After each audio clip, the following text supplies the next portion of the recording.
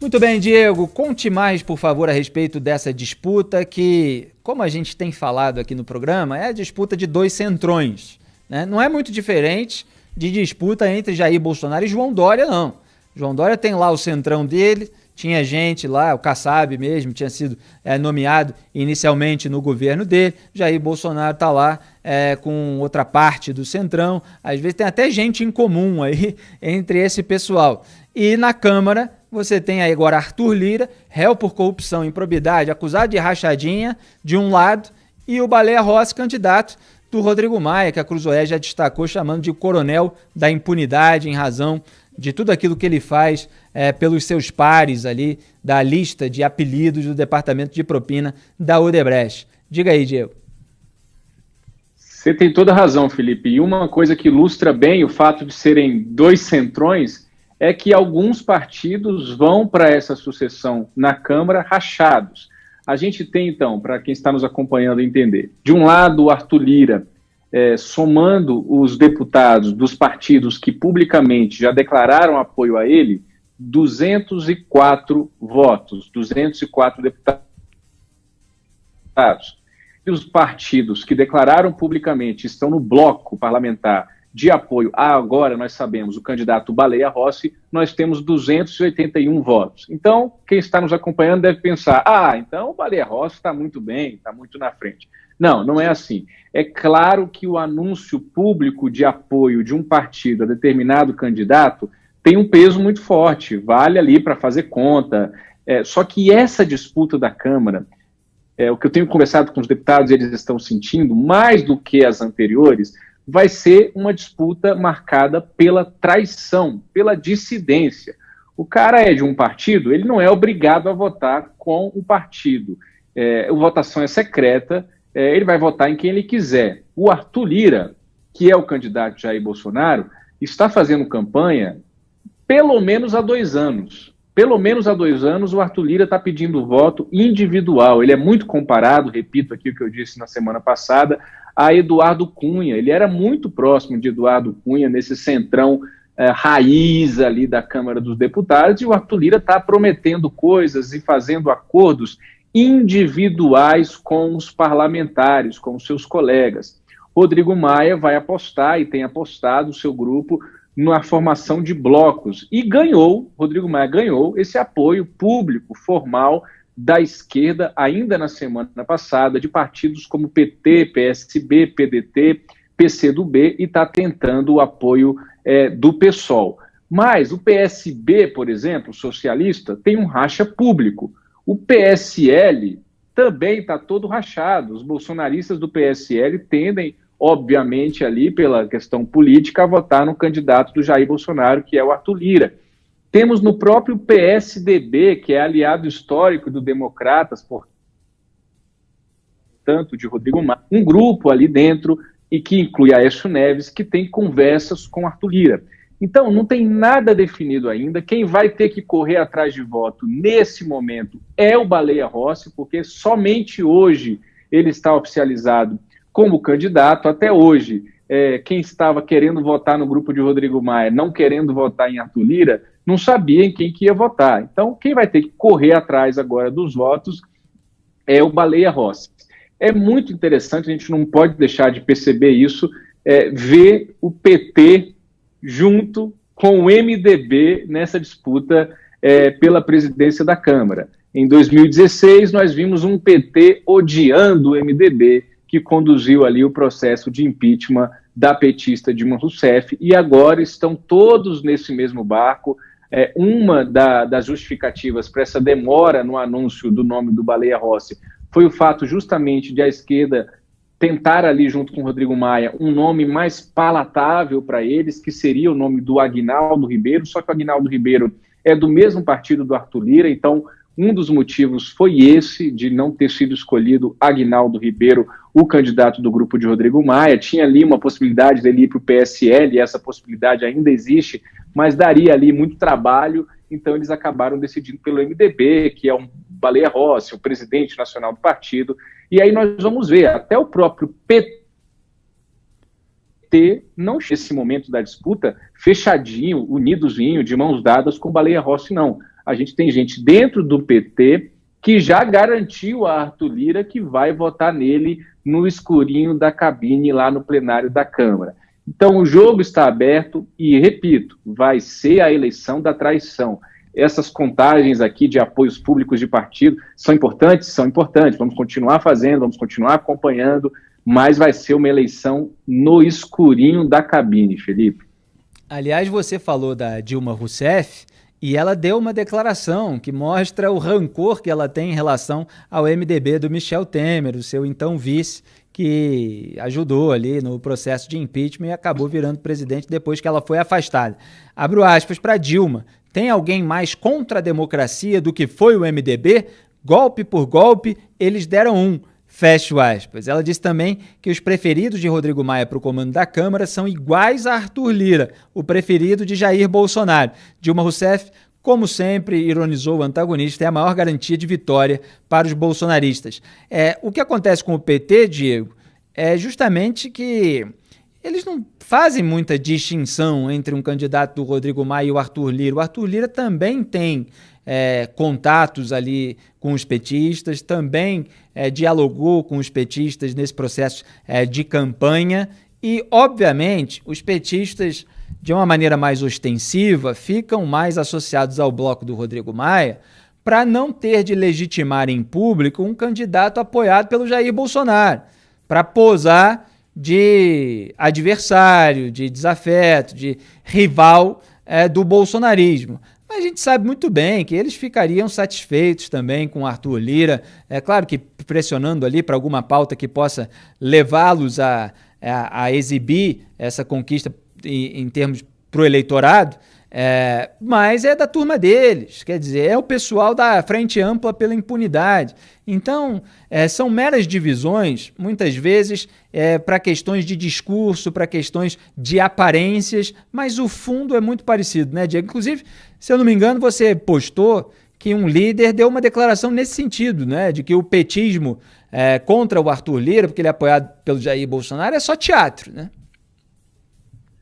Exatamente. O Arthur Lira e os aliados do Arthur Lira estão apostando nesse teatro da esquerda. Eles acreditam que a esquerda vai ter que, obviamente, do ponto de vista político, eu digo, obviamente, não dizer que estão apoiando um candidato de Jair Bolsonaro, porque seria difícil explicar isso para a militância, vide as pancadas que o pessoal do PSB, os socialistas, estão levando aí nas redes sociais, da sua militância, por terem declarado publicamente alguns deputados apoio a Arthur Lira. Mas Arthur Lira, como você disse, também é muito próximo desse pessoal da esquerda. Arthur Lira é o cacique do Centrão, minha gente. Arthur Lira é o que, no projeto do abuso de autoridade, tomou a frente junto com Ricardo Barros, que viria a ser hoje líder do governo Bolsonaro na Câmara. Arthur Lira foi quem comandou a reunião na casa do Rodrigo Maia, vejam vocês, no ano passado, para, na madrugada anterior à votação, acordarem a retirada do COAF das mãos de Sérgio Moro. Eu revelei essa reunião ainda na madrugada e desde então Arthur Lira não fala mais comigo, mandou até a sua assessoria dizer que não fala mais comigo, não tem problema, a gente continua fazendo o nosso trabalho mesmo sem falar com Arthur Lira. Agora, esse é o Arthur Lira, muito próximo da esquerda, muito próximo do PT. Sobre essa declaração da Dilma, eu apurei que foi o pessoal do PT de São Paulo que orquestrou, que preparou, que costurou essa declaração da Dilma na tentativa de enfraquecer a candidatura do Baleia Rossi. Não deu certo, ele acabou sendo confirmado agora no fim da tarde. Um dos motivos, para além desse do MDB ser associado ao impeachment, é o fato de Baleia Rossi, em São Paulo, ele é de São Paulo, ser muito próximo ao governo de João Dória, muito próximo a João Dória. Então, o PT também não queria ter ali o Baleia Rossi. Agora, o PT, as pessoas às vezes falam assim, o PT já morreu, o PT acabou. É preciso sempre lembrar que o PT tem hoje ainda a maior bancada da Câmara dos Deputados. São 54 deputados. Então, o PT vai poder escolher, caso o Baleia Rossi seja eleito presidente da Câmara, derrotando Arthur Lira, o que eles vão querer. Está entre duas coisas agora, que eu já apurei. Primeira secretaria ou primeira vice-presidência da Câmara. Mas não é só isso. Para entrar nesse barco do MDB, do Maia, assumir esse desgaste, o PT fez uma série de exigências. Entre elas, não querem que seja pautada a privatização da Eletrobras, por exemplo. Entre elas, não quer que essa pauta econômica liberal avance na Câmara a partir do ano que vem. Então, nada é de graça, nada é bonitinho, de maneira alguma, muito pelo contrário. Esses acordos cheiram mal aqui em Brasília e a gente vai ver o resultado disso, como você disse, Felipe, independentemente de quem vencer. Seja o centrão de um lado, seja o centrão de outro, uma coisa é certa. A pauta anticorrupção, o próprio governo, junto com os seus aliados no Congresso, os seus novos aliados ou eternos aliados, sempre aliados que se revelaram neste ano de 2020, já fizeram questão de aniquilar. Lembrando que o Rodrigo Maia prometeu pautar a PEC da prisão após condenação em segunda instância até 17 de dezembro, descumpriu essa promessa, quer dizer, mentiu na prática, e não há boas perspectivas de que essa PEC venha a ser pautada numa gestão tanto do Baleia Rossi quanto do Arthur Lira, se um deles for efetivado aí como presidente da Câmara. Então essa pauta anticorrupção realmente foi para o brejo, porque esses políticos que ainda estão no comando do Congresso Nacional, em boa parte, são alvejados direta ou indiretamente por investigações ou têm aliados que são investigados, réus e condenados. É lamentável que o país esteja na mão dessa gente. 2022 é uma oportunidade que os brasileiros têm, claro que com muita dificuldade, porque são esses velhos caciques que comandam os seus partidos, a burocracia para criar novo partido, para trazer gente boa para a política, inclusive, é muito complicada, mas cabe à população ficar de olho, acompanhar o jornalismo independente e vigilante que a gente faz para tentar escolher as pessoas comprometidas de fato com o combate à roubalheira, porque senão a roubalheira que foi descoberta pela Lava Jato não vai render punição se tudo for aparelhado e varrido para baixo do tapete, e os esquemas criminosos serão reestruturados. E aí depois, com pouca possibilidade de uma investigação atingir e trazer à tona toda a sujeira que vai estar rolando por baixo dos panos. Por isso, essa vigilância, por isso, toda essa preocupação. A gente deixa, evidentemente, para o final essa pauta aí dos bastidores da disputa pela sucessão, porque a eleição é em 1º de fevereiro, Diego Amorim, e até lá ainda vai dar muito o que falar esses movimentos de bastidor. A gente vai ter mais um mês aí inteiro de janeiro para acompanhar todas essas articulações e as promessas que são feitas em público e principalmente em privado aí no parlamento. Exatamente, Felipe, está só começando o jogo. E no Senado, então, ainda está muito mais embrionário do que a situação na Câmara. Eu tenho conversado com deputados dos dois lados, do Arthur Lira e do Rodrigo Maia. Eu posso antecipar para você que está acompanhando o Papo Antagonista nessa quarta-feira o seguinte: do lado do Arthur Lira, a narrativa somos uma candidatura em defesa da Câmara, em defesa da autonomia da Câmara e contra a gestão do Rodrigo Maia, que é um centralizador na avaliação deles, que é uma pessoa que no final da sua gestão agora não dividiu bem as relatorias, quis tudo para si, quis tudo para o seu grupinho, e é preciso dar espaço, democratizar o acesso ao poder, ao colégio de líderes, às decisões da Câmara. Vem comigo. Vai ser mais ou menos esse o discurso do lado do Arthur Lira.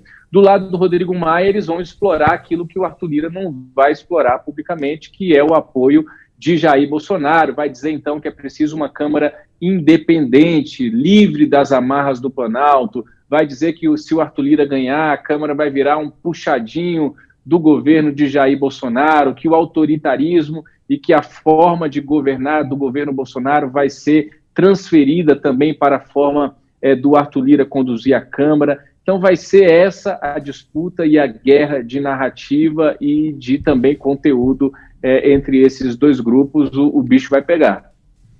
O bicho vai pegar e a gente vai acompanhar tudo até 1º de fevereiro. Jair Bolsonaro quer muito que o Arthur Lira fique na presidência da Câmara.